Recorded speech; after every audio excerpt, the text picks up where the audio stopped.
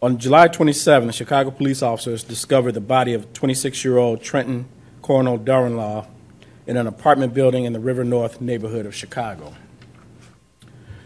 What they discovered in that apartment can only be described as savage and grisly and shocked what is otherwise a very safe area.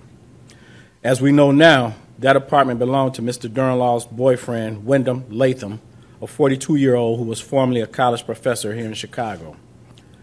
Through superior detective work, we know that Mr. Latham did not entirely act alone and was joined by 56-year-old Andrew Warren, who was also a former professor in England. Following their cowardly act, the two fled the city in an attempt to escape apprehension, but we were fortunate enough to have the assistance of the U.S. Marshals who helped us track down and arrest Mr. Latham and Mr. Warren in California. They were extradited to Chicago late Friday night. Detectives at that point believe, when they would do more investigation, that it was actually Mr. Latham who made the anonymous phone call from the Geneva Library to the doorman who stated that you need to go check this apartment.